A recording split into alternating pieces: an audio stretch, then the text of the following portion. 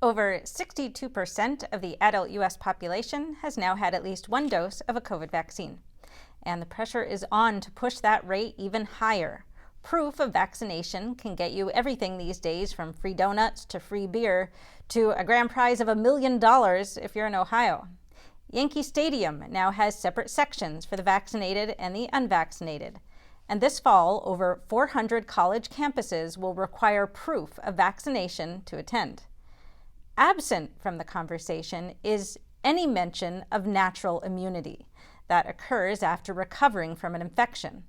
The Epoch Times report reviewed policies at 130 universities, and not one of them accepts acquired immunity as an exception from the vaccine mandate. Today, we ask why natural immunity is being ignored. We have with us Dr. Teryn Clarke, a neurologist in California and a member of America's Frontline Doctors, who's been studying this black sheep of herd immunity. Doctor, welcome. Thank you for having me.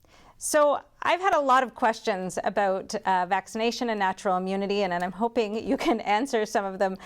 The main question I have, it seems right now when we're talking about vaccine passports, kids needing or students needing to be vaccinated before they can go back to college, we'll get into that more in a moment. But if you could just answer for me, what's the difference between the protection conferred by vaccine versus someone who has natural immunity because they've recovered from COVID?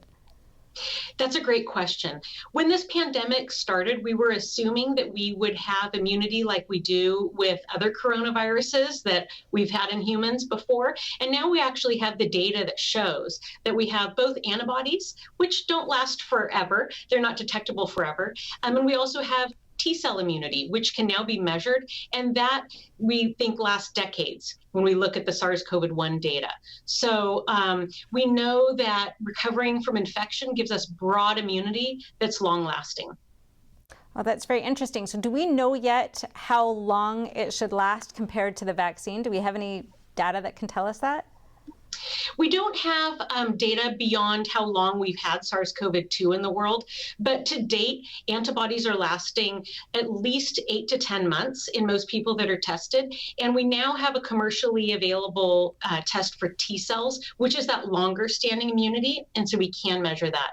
We can look at SARS-CoV-1 data, though, because SARS-CoV-1 and 2 are about 78% genetically identical. And we know from looking at people who recovered from SARS-CoV-1 that they still have measurable T-cell immunity 17 years later. And we also know that their immunity from SARS-CoV-1 translates to being immune from SARS-CoV-2. So that's important as we consider the variants that we're noting popping up around the world. Does how sick you were with COVID impact your level of immunity once you've recovered? We have new data just this week that came out that shows us that even people who had a very mild case of COVID have demonstrable immunity, which we can test on lab tests. So mild disease and even asymptomatic disease. The question that researchers still have is people with very severe disease, it may be that their immune system is not very strong.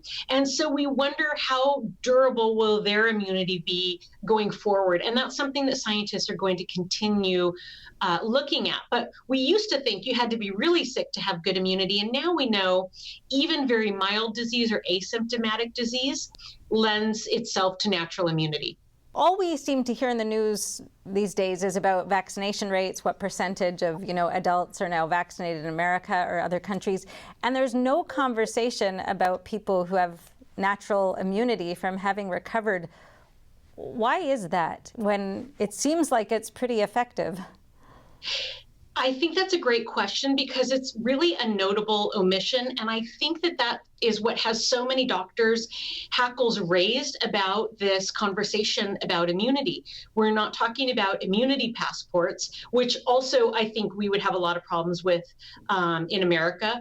But we're talking about vaccine passports, and we're completely ignoring the 20 to 30% of people who are already naturally immune and don't need a vaccination to contribute to herd immunity.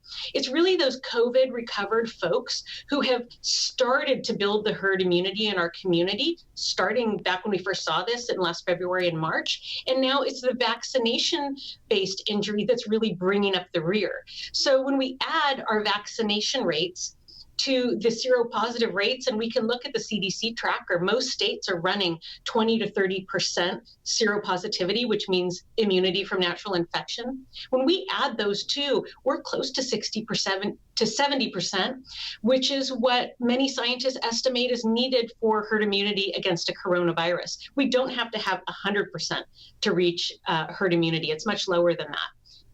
So in your mind then, while the pandemic is still here, are we past the emergency stage? That's a really good question. I think that we are seeing the numbers come down that would indicate we are past an emergency state. And when we talk about being an emergency state, we also have to look at different demographic groups. For example, there really has never been an emergency with coronavirus in the lower age groups, really anybody under 20. There hasn't been an emergency. There was an emergency for more vulnerable groups, folks who are older, and so their immune systems aren't as strong as they used to be, and also people with a lot of comorbidity factors. Be sure to watch the entire episode, now available exclusively at EpochTV.com, a new completely censorship-free premium subscription platform, brought to you by the Epoch Times. See you there.